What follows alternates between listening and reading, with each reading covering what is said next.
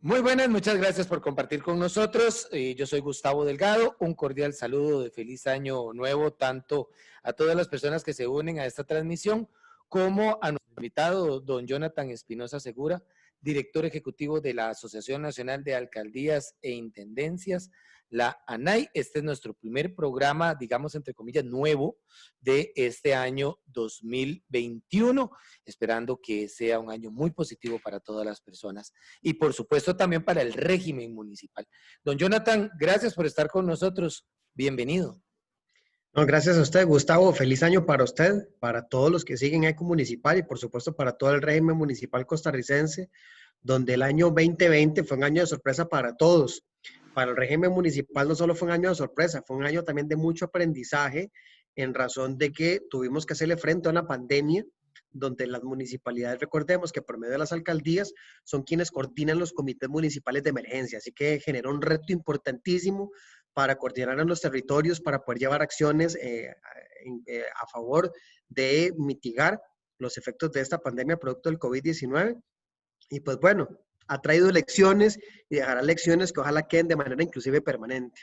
Claro, don Jonathan, me voy un poquito más atrás de lo que usted mencionaba, porque también fue un año de transición, ¿verdad? En el régimen municipal, debido a las elecciones que se llevaron a cabo en el mes de febrero y que deparó que si bien no hubieran cambios tal vez en las alcaldías, en algunos cantones hubo reelección de alcaldes, pero sí hubo cambios en el Consejo Municipal, o sea, en todos los cantones hubo un reacomodo, ¿verdad? De la parte política local. Y yo quisiera que empezáramos por ahí, ¿verdad? Fue un nuevo desafío al que se enfrentó la democracia costarricense y el régimen municipal. ¿Qué conclusiones ya casi a un año de esta nueva experiencia, porque todas las elecciones son diferentes, cree usted que queda para los costarricenses? Sí, la primera me parece es que para las personas entrantes o todo el régimen municipal como un todo, cambiando de periodo, que aunque hayan personas reelectas, pues también hay un cierto aire de cambio. eh, Sin lugar a dudas, fue retador, porque lo tuvieron que hacer en medio pandemia. Recuerden que fue para el 1 de mayo, cuando ya teníamos básicamente 2 meses de estar inclusive con algunas medidas puestas en el marco de la pandemia y a los alcaldes como coordinadores de los comités municipales de emergencia no les quedó otra que simplemente pues arrollarse las mangas y ponerse a trabajar sin curva de aprendizaje. Pero vamos a ver, también es positivo. ¿Por qué? Porque las autoridades municipales recién electas pues vienen todavía con mucho más ahínco, como que si cualquier persona en este momento entrara a un nuevo puesto de trabajo o tuviera un reto importante, y creo que eso permitió que efectivamente las municipalidades como un todo pudieran asumir un rol protagónico de primera mano a la hora de atender y llevar acciones en los cantones para mitigar los efectos del COVID.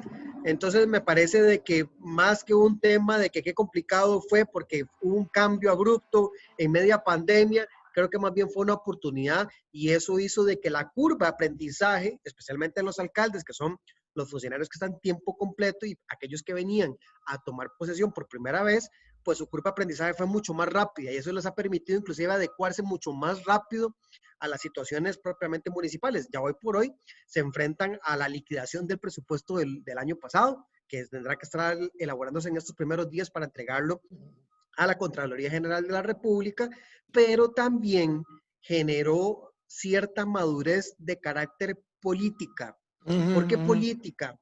Porque vamos a ver, en el marco de toda la discusión, vamos a ver, muchos dicen que la pandemia lo que ha permitido es dejar a simple vista los efectos o las negatividades que tiene nuestro sistema democrático o nuestro sistema estatal, ¿verdad? Las deficiencias, el tema del déficit fiscal, el problema del control del desempleo, etcétera, etcétera.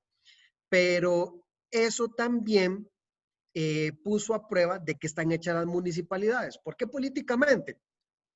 Porque los alcaldes tuvieron que adecuarse rapidito a conocer al encargado de el Ministerio de Salud, con el otro, para coordinar. Y fue muy interesante, y lo digo como asociación de alcaldes, fue muy interesante ver alcaldes recién electos, recién entrados en su cargo, llevando luchas de carácter propiamente municipal, de carácter político. Que uno diría, bueno, no, todavía no hay una comprensión del estado de situación del régimen municipal y no les tocó más que Sí, adecuarse de manera ponerse muy la rápida, camiseta. ponerse la camiseta de manera muy rápida. Pero eso también, vamos a ver, en términos propiamente de la administración, ayuda a que los gobiernos municipales sean más eficientes. Entonces, fue muy interesante que a pesar de que hubo una leve caída en los ingresos municipales, aún así las municipalidades se mantuvieron haciendo obra.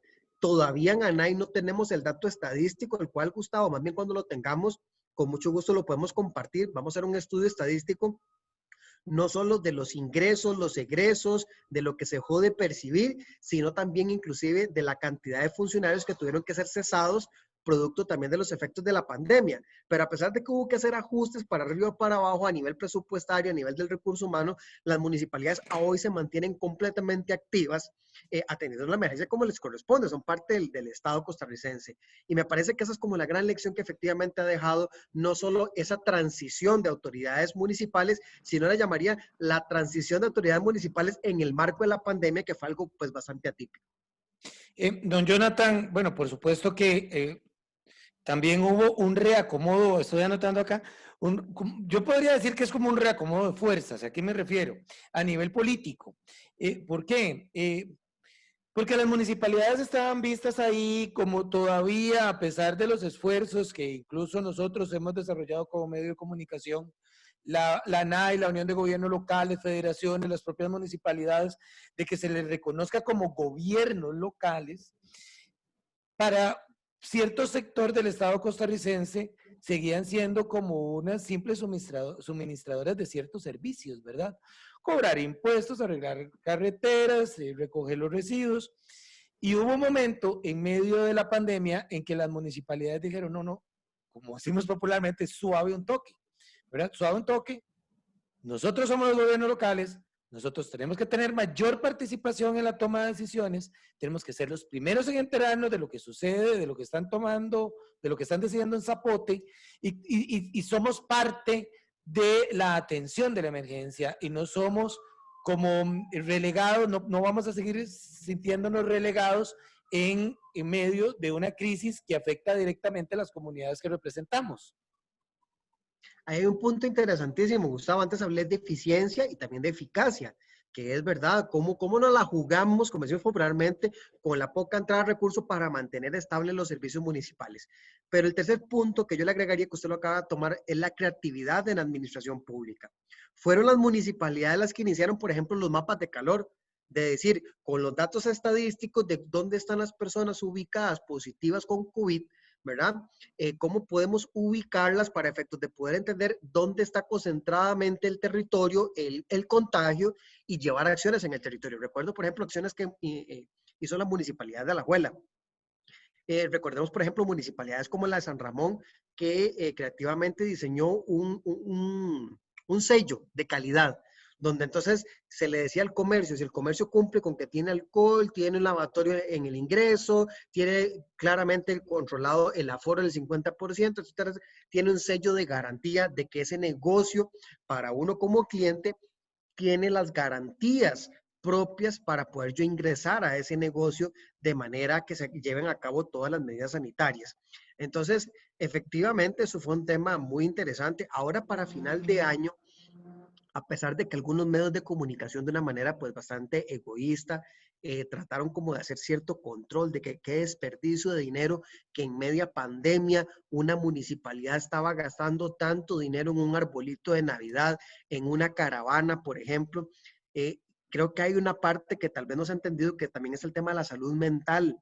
Y fue muy interesante cómo muchas municipalidades de manera creativa ahora al final del año, en lugar de hacer los famosos festivales de la luz, más bien, la luz se movilizó por los diferentes distritos del cantón. O ver, por ejemplo, cómo hay charlas a nivel, por ejemplo, del uso de redes sociales, ¿verdad? Entonces, creo que efectivamente ese tipo de cosas, o más bien la pandemia también ha traído a la administración pública local la capacidad de generar nuevas capacidades de respuesta. Recuerdo, por ejemplo, que en la municipalidad de La Juelita, que tiene territorios vulnerables, señalaba el tema de cómo trabajar, cómo poder conversar con la comunidad. Y ellos me decían que era algo muy simple. utilizaron un aparato telefónico, hicieron grupos de WhatsApp con los vecinos y mantenían conversaciones directas con los vecinos sobre sus necesidades sin necesidad de hacer pues grandes aglomeraciones o reuniones, sino que simplemente lo hicieron inclusive por plataformas como esta, de videollamadas. Entonces, esto sí nos va a traer una gran lección de cómo puede operar ahora la administración pública local en el territorio de una manera eficiente, eficaz, pero también creativa. Muy bien. Ahora, don Jonathan, avanza el tema de la pandemia, queda en evidencia que hay una necesidad de coordinar mucho más, ¿verdad?, entre gobierno central y gobiernos locales, y me parece que se alcanza el punto, ¿verdad? Se llega luego de un acomodo, insisto, ¿verdad?, o de un proceso sí, de ponerse de acuerdo y cómo cataloga cómo cerramos el año en tema de atención de la pandemia entre gobiernos locales y las instituciones del Estado. Vamos a ver, en términos comparativos, tal vez porque desde la NAI se puede tener una perspectiva un poco más general, podríamos decir que mucho mejor, que efectivamente han mejorado los canales de comunicación con las entidades del gobierno central. Posiblemente, particularmente algunos alcaldes o alcaldesas, intendentes o intendentas, podrán decir de que no ha sido así en su cantón. Pero lo que sí es cierto es que la pandemia nos ha obligado a todos a efectivamente coordinar más. Inclusive, esto es un tema de carácter inclusive humano. Desde la casa de habitación, donde ya no puedo ir a visitar a mi abuelo, a mi abuela, y tengo que comunicarme mejor con mi mamá, con mis hijos, con mi esposa, con quien sea, porque ahora las restricciones son distintas para ir a hacer compras, para movilizarse. También pasa a nivel estatal. ¿Cómo nos ponemos de acuerdo ahora entre salud, CNE, la municipalidad, la asociación de desarrollo, el otro que quiere ayudar, el otro que no quiere ayudar, las iglesias? Y eso efectivamente me parece de que es un tema que no se ha tocado en ningún espacio, y es el tema de que la pandemia nos está obligando a coordinar más, pero también a coordinar mejor. Que no lo hemos logrado o siempre hay una aspiración a que sea casi perfecta, pues efectivamente, pero sí se ha logrado. Quiero inclusive rescatar que pues, desde la Asociación de Alcaldes, en conjunto con la Unión de Gobiernos Locales, con el Instituto de Fomento y Asesoría Municipal, precisamente el Ministerio de Salud y la Comisión de Emergencias tienen una mesa de gestión municipal en el marco de la emergencia. Hay diferentes mesas, una mesa de transporte, todas estas dan soporte al comité de operaciones y de emergencias, pero también está la mesa de gestión municipal, que es la que funciona como un interlocutor para ir revisando protocolos y todo este tipo de cosas. Eso es un claro ejemplo de que efectivamente la gobernanza multinivel mediante espacios de coordinación con las organizaciones, sin las organizaciones, con las propias municipalidades, sí funcionan. Lo importante es que sea permanente, ¿verdad? Y que no simplemente porque una pandemia nos obligó a sentarnos y luego que pase la pandemia, pues ya no vamos a seguir sentados conversando. Y eso, ese fenómeno que pase también a lo local, donde efectivamente la municipalidad no solo establezca los lazos de comunicación y coordinación, sino que, ojo, los niveles de gobernanza que le corresponden al gobierno local. ¿Qué es lo diferente con la coordinación? Con la coordinación, bueno, pues cada quien haga lo suyo, don Gustavo haga lo suyo, haga lo suyo. El nivel de gobernanza me refiero a que recordemos que el gobierno local constitucional es la municipalidad. Por tanto, si bien es cierto, el alcalde no tiene la competencia de dar una orden al director regional de salud o al de fuerza pública, pero sí tiene la investidura política para decirles, vengan y se sientan porque vamos aquí a coordinar en esta mesa acciones para el cantón. No estoy hablando solo de salud, podemos hablar de seguridad. Hemos visto, por ejemplo, en los últimos meses cómo se han hecho operativos conjuntos para verificar que los comercios cumplan con el 50% de aforo. Y va la fuerza pública, la policía municipal, los inspectores municipales, los inspectores de salud. Entonces sería importante que eso efectivamente se valore a nivel de cada cantón, pero vuelvo otra vez, no solo en términos de mejorar la comunicación o la coordinación, sino también en términos de gobernanza política del territorio. Y yo creo que la pandemia efectivamente nos va a dejar esa lección, pero lo importante es que eso quede ojalá de manera permanente. Muy bien. Ahora, don Jonathan, usted mencionaba, hizo dos comentarios que hasta cierto punto como que son contradictorios. Primero me dice una leve caída en las finanzas municipales. Pero me dice que primero tiene que hacer un estudio. Yo le voy a comentar algo. Yo con los alcaldes que ya hablé, me dicen que la proyección que tenían de, digamos, de pérdida, de recuperación de recursos, era mayor la proyección a lo esperado. O sea, se logró en los últimos meses del año recuperar sobre todo lo que son los recursos provenientes de impuestos, ¿verdad? La gente acudió a las cajas municipales. Eso es así, o sea, yo estoy diciéndolo bien, ustedes todavía no se pueden aventurar a hacer esa aseveración porque tienen que esperar el estudio que van a hacer, o me puede por favor explicar. Sí, más bien le cuento, nosotros sí tenemos el estudio elaborado, pero con base en el penúltimo trimestre del 2020. Pero al darse una apertura en Pero el el último penúltimo trimestre, trimestre mediados de año. básicamente, efectivamente. Entonces, al quedarnos sin medir octubre, noviembre y diciembre, donde mayormente hubo movilidad mucho más expuesta que los otros meses, donde hubo más dinero en las calles, ¿verdad? Efectivamente, sería muy responsable en este momento decir que en aquel momento, para el mes de septiembre, teníamos una caída del 14% en promedio a nivel municipal. En septiembre era un 14. Sí, pero curiosamente, Gustavo, Pero también se... perdón que lo interrumpa, don Jonathan, pero un 14 en medio de la pandemia, de la crisis económica, para mí es una notición. Bueno, nosotros, vamos a ver, teníamos proyectado que fuera más inclusive del 45%, según nuestras estimaciones que hacemos estadísticas. En realidad, en promedio fue un 14%. Esto no quiere decir que todas las municipalidades bajaron un 14%, sino que hay municipalidades que eventualmente sí bajaron un poquito más. Recuerdo una 16%, otras no. Ahora bien, ¿por qué le digo que sería importante, más bien en otro espacio como analizar? Porque hasta que no presenten las municipalidades la liquidación presupuestaria ya con los ingresos de diciembre y con el dinero recuperado de diciembre, podríamos tener un panorama clarísimo, Sí. estadísticamente hablando, de lo que fue el 2020, ¿verdad? Ujú. Entonces, sí sería importante tomar en consideración, pero sí, por conocimiento previo, de que efectivamente la caída no fue tan abrupta como estaba esperándose. Y eso me parece, y perdón que le robe un No. minuto, tiene una razón muy importante Ujú. en comparación con el gobierno central, que los ingresos sí le hicieron caída, que es la cercanía con la localía que yo tengo a la hora de pagar impuestos. ¿Cuáles son básicamente? El impuesto de patentes. Muchos dirán, mira, pero se cerraron un montón de negocios. Pues vieras que varios alcaldes nos señalaron de que efectivamente en el primer trimestre de la pandemia, marzo, abril y mayo, todavía junio y julio, aparecieron una cantidad impresionante de patentes devueltas porque no puedo con mi negocio. Pero muchos tuvieron que reconvertir el negocio.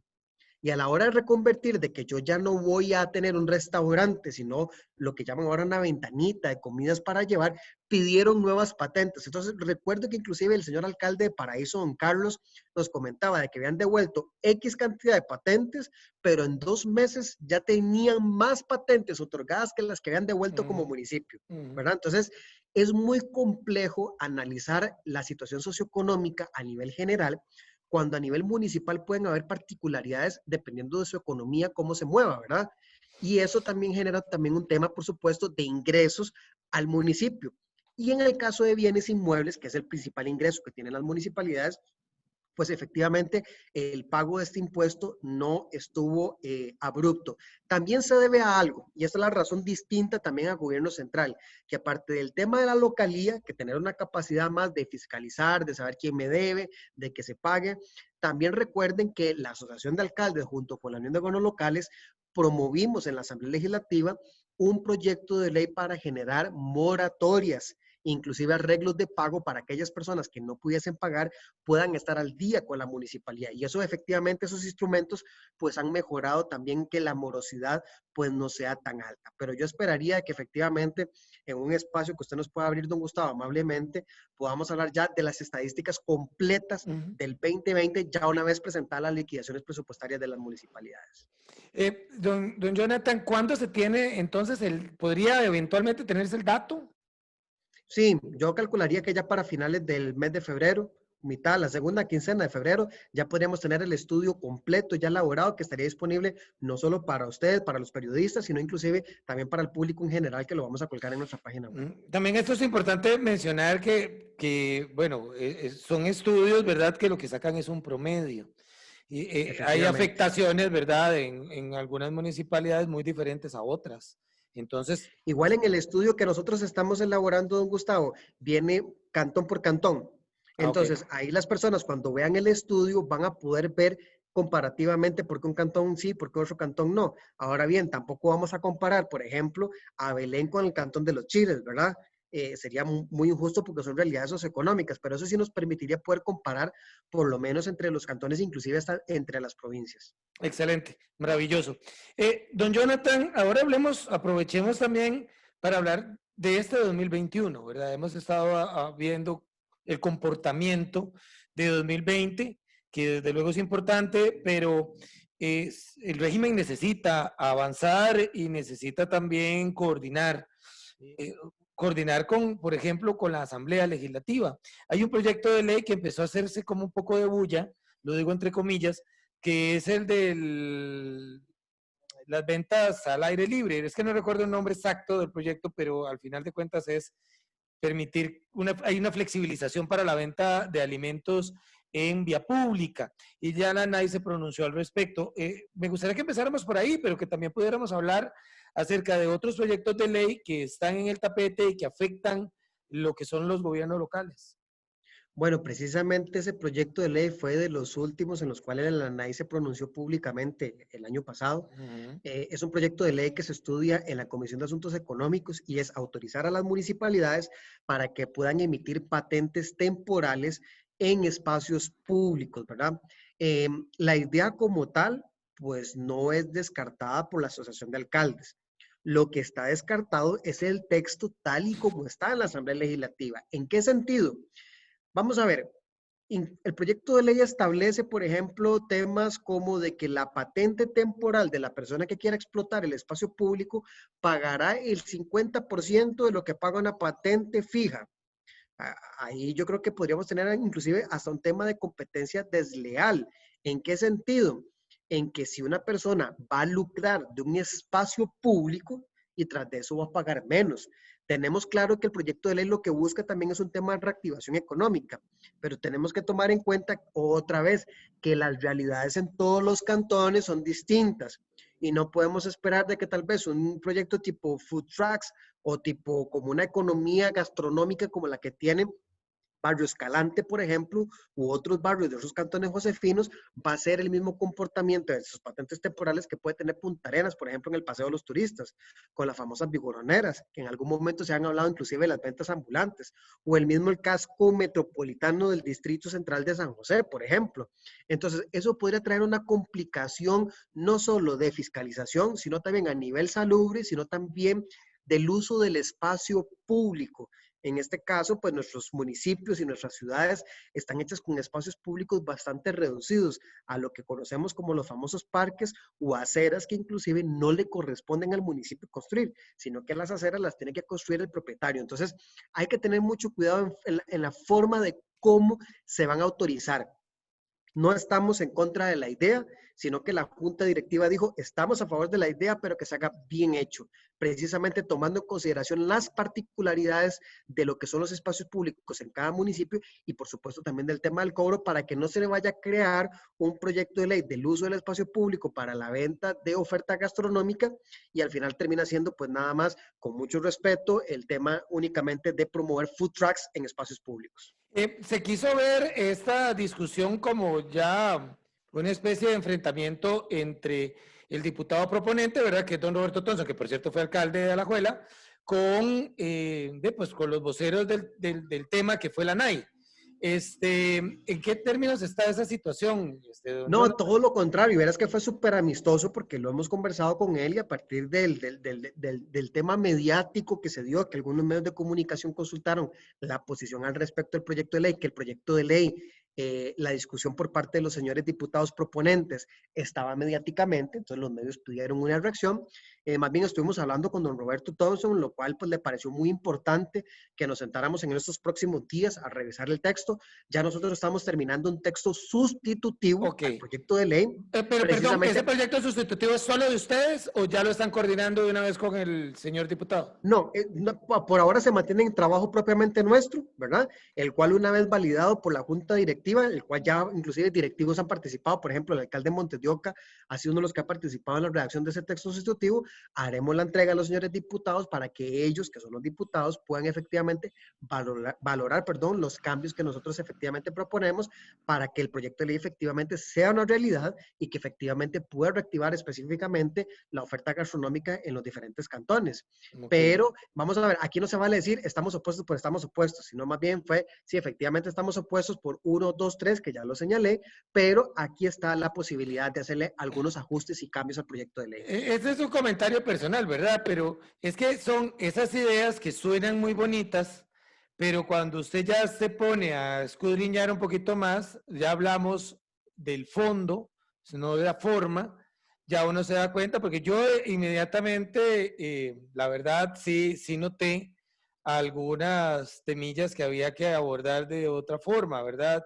El tema de las patentes, desde luego, el tema sanitario, en medio de una pandemia y vendiendo comida usted ahí en una acera, ¿verdad? O en un kiosco del parque, la cosa se pone complicada. Pero que dicha que sí se pusieron de acuerdo y la idea no es, como usted menciona, descartarlo del todo, ¿verdad? Sino buscar la manera en que tenga el efecto que se está buscando, reactivar la economía, pero que no se ponga en riesgo ni la estabilidad económica de los patentados formales y de, pues, los otros temas que estaban ahí en discusión.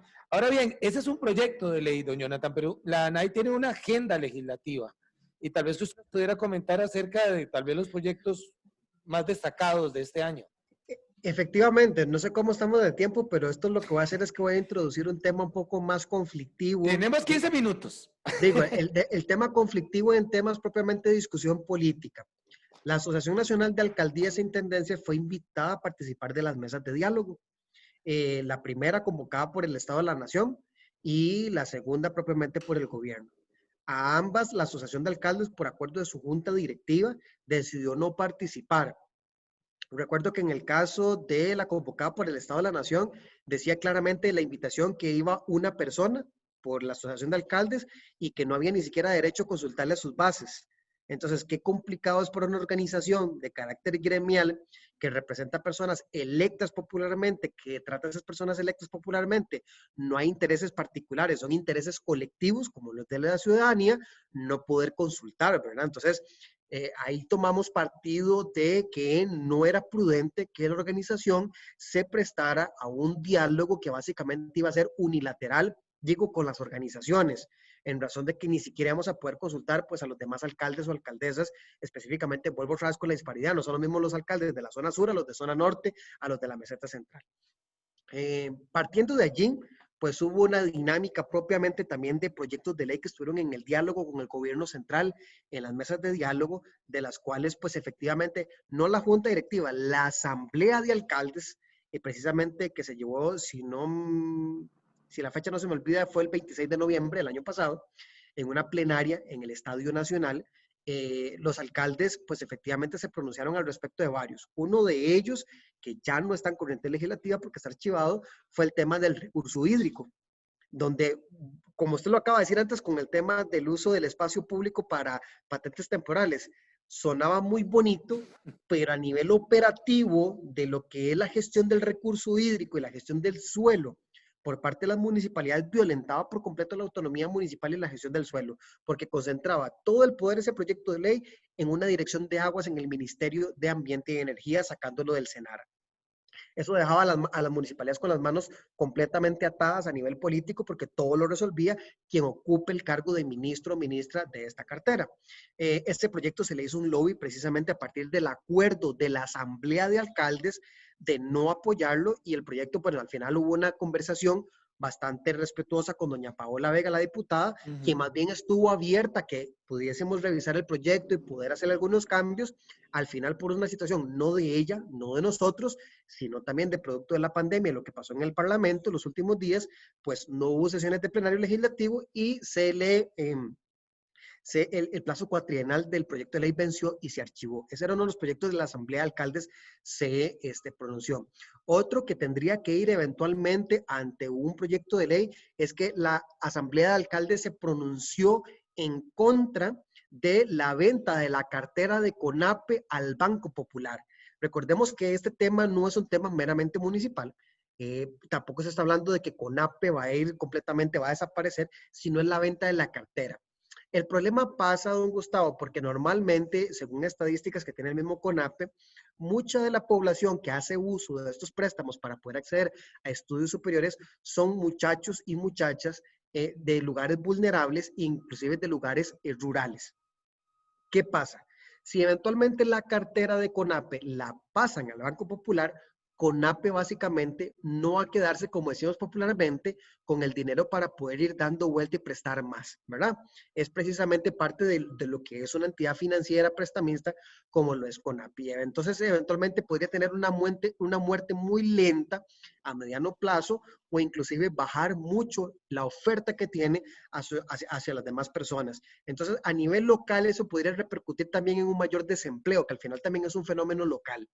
Eh, Ujú. También tenemos el proyecto de ley, el cual se hará la solicitud en los próximos días al señor presidente de la República, que es solicitar la convocatoria del proyecto contra el contrabando y el comercio ilícito de los licores. Ujú, ujú. Este año Ese 2020, proyecto ya está dictaminado en comisión.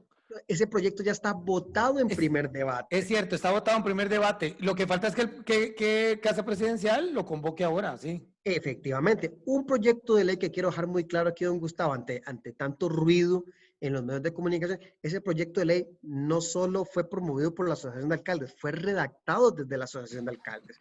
No hay intereses políticos, electorales, de actores políticos, de expresidentes. Es un tema que pasa por tener una mayor competencia en el control del contrabando de los licores. Solo el año 2020, al menos las últimas estadísticas que vi por parte del Ministerio de Salud, fueron 46 personas las que murieron durante el 2020 por una intoxicación o consumo de metanol, ¿verdad? Y todavía más si hablamos del tema propiamente fiscal, de cuánta plata dejó recaudar el gobierno central por la cantidad de contrabando que hay de licor. Y basta con que veamos las noticias de cuánto se estuvo incautando, inclusive en el último trimestre del año pasado.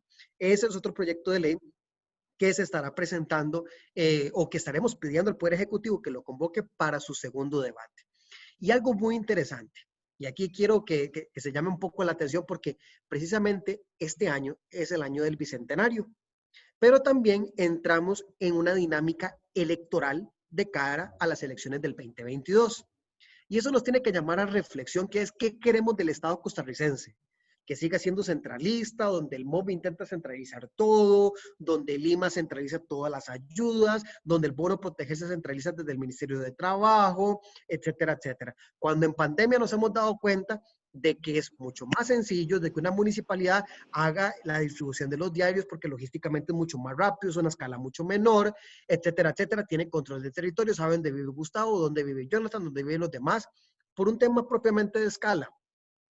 ¿Qué quiere decir con esto? La Asamblea de Alcaldes acordó nombrar una comisión de descentralización. Con esto no quiero caer como asociación de alcaldes en la discusión sobre cuál competencia va, con cuál plata va, porque ese no es el sentido. Ujú. A las personas no le importa si la municipalidad o el CONAVI le arregló la calle.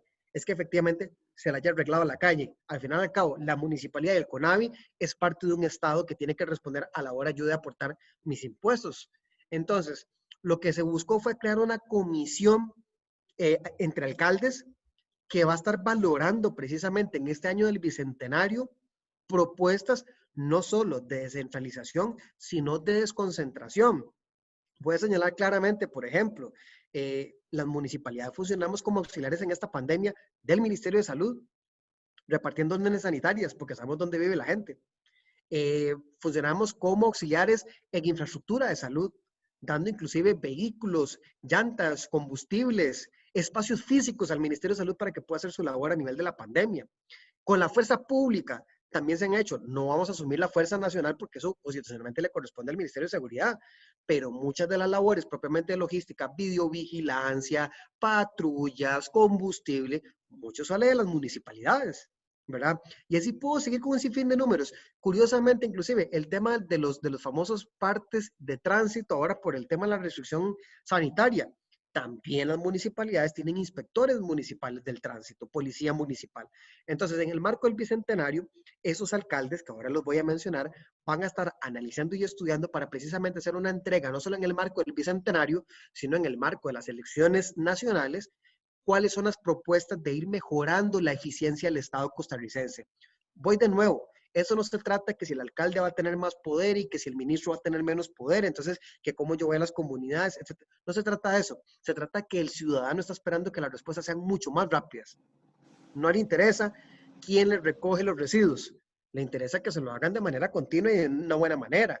Igual también el tema de las carreteras, infraestructura, el tema social, es eficientizar la labor del Estado. Y no se puede pensar en eficientizar la labor del Estado si no se incluyen al segundo nivel de gobierno, que son los gobiernos municipales.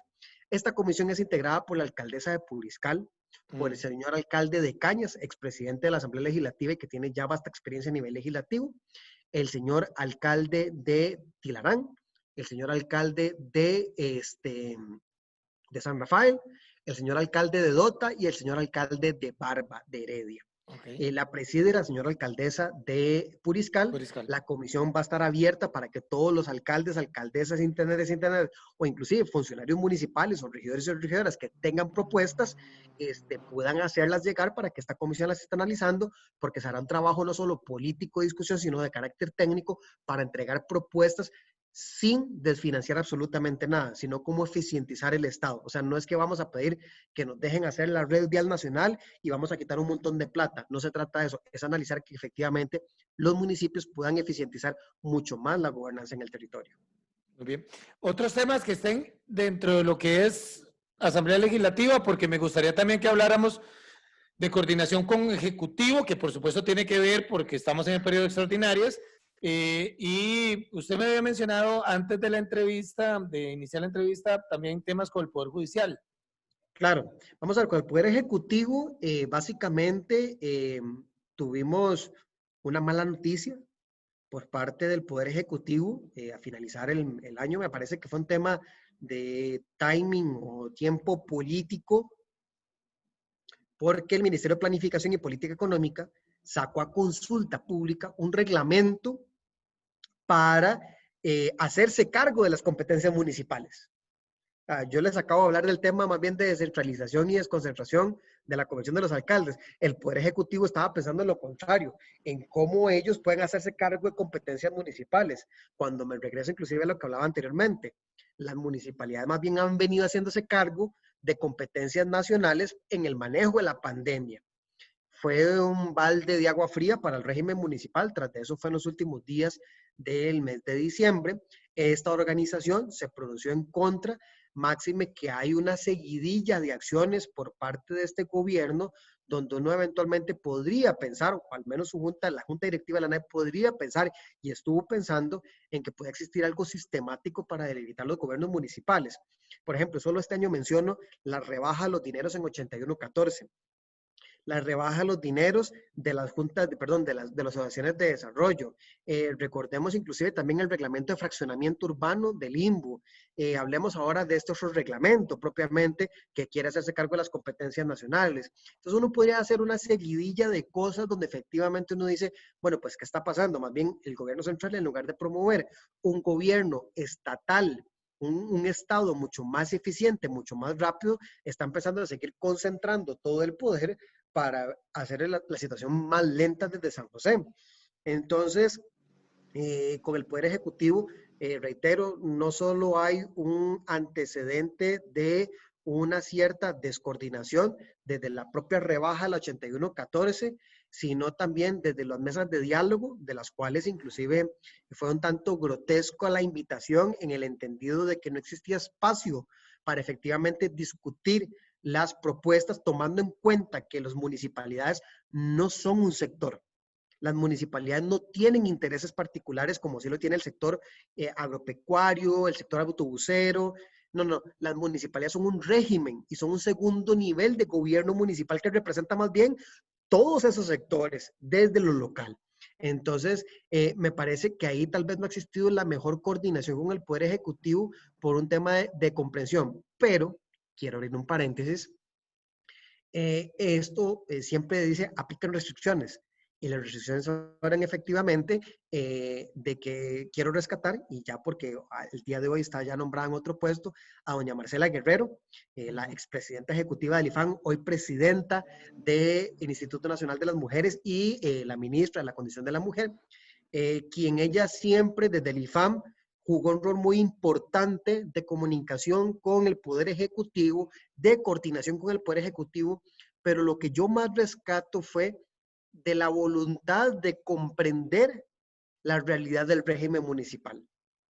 Y creo que eso efectivamente fue pues un punto y aparte del Poder Ejecutivo, donde efectivamente en el Ejecutivo pues tuvimos, al menos con doña Marcela como presidenta ejecutiva del IFAN, un muy buen acercamiento, un intento bastante importante de coordinación con todos los sectores, especialmente en el marco de la pandemia, y sí quiero rescatar esa parte por parte del Poder Ejecutivo. Y esta misma valoración, reitero, es una valoración que la hizo la Junta Directiva a nivel político de los alcaldes y alcaldesas que la integran. Muy bien. ¿Y Poder Judicial, don Jonathan? Poder Judicial, me imagino que nos queda muy poquito tiempo, pero Nos quedan 2 minutos. en términos muy generales del Poder Judicial, lo que nos trajo el 2020 fue una ratificación de las medidas, estemos a favor o en contra del famoso plan fiscal o la ley de fortalecimiento de finanzas públicas, especialmente en convenciones colectivas, donde muchas, lo que conocemos mal llamados alacuartazos o acciones de inconstitucionalidad, pronunciamientos de la misma sala, donde algunos privilegios o normas propiamente las convenciones colectivas efectivamente se declaran inconstitucionales en diferentes municipalidades. Ya inclusive no recuerdo la lista de la cantidad de municipalidades que fueron puestas a consulta en la sala constitucional. Normalmente estas consultas o las acciones vienen por parte de terceros. La mayoría inclusive venían por parte de un exdiputado de la Asamblea Legislativa. Entonces, eso es como el panorama que dejó el 2020 en el Poder Judicial, en el sentido de que fue la Sala Constitucional la que declaró inconstitucional varias convenciones colectivas de varias municipalidades, aplicando inclusive algunas normas desde la Contraloría General de la República, también de la Ley de Fortalecimiento de Finanzas Públicas, y esto sí lo puedo decir con conocimiento ya propiamente trabajado. Eso hizo de que de todas las partidas presupuestarias en comparativo 2020-2021, las de las remuneraciones cargadas a los presupuestos municipales bajaron. Entonces, efectivamente hubo pues un comportamiento no solo posiblemente de las acciones de las convenciones colectivas, sino también de la aplicación de las medidas de la Ley de Fortalecimiento de Finanzas Públicas, donde del 2020 al 2021 bajaron las remuneraciones a nivel general del régimen municipal. Muy bien. Don Jonathan, una valoración general de lo que se espera en este 2021 para lo que es el régimen municipal, y con esto terminaríamos. Esto es más es una valoración de carácter personal, en el entendido de que hoy 4 de enero, lo más que tenemos es un signo de interrogación. ¿En qué sentido? En cómo se va a comportar la pandemia para saber cómo nos vamos a comportar como sociedad. En el entendido que si estamos viendo la luz a una apertura normal o vamos a tener una nueva normalidad, muchos con teletrabajo, por ejemplo, con dinámicas económicas distintas, o eventualmente habrá algunas consecuencias o algunas medidas que se tengan que tomar producto del comportamiento de fin de año, ¿verdad? Eso no lo sabemos, por tanto, ese de qué nos deparará el 2021 a nivel del régimen municipal, creo que se va a mantener lo del año pasado, lo del tema de la creatividad, la eficiencia y la eficacia, mantener los servicios pues efectivamente a flote y pues intentar seguir siendo creativos en generar un valor público de cada acción que se realiza a nivel municipal y por supuesto sostener la coordinación entre los niveles de gobierno para tener una mejor gobernanza en el territorio. Que al final al cabo al ciudadano lo que le interesa es que le resuelva sus problemas el Estado, no si es la municipalidad o es una entidad de gobierno central. Por supuesto. Don Jonathan, le reitero el deseo de feliz año, tanto a usted como a todos los colaboradores de la Asociación Nacional de Alcaldías e Intendencias. Estamos para servirles como siempre. Muy amable. Igualmente, igualmente, Gustavo. Y gracias a las personas que nos acompañaron desde luego y les reiteramos igualmente el saludo de un año 2021 muy exitoso. Que esté muy bien, hasta luego.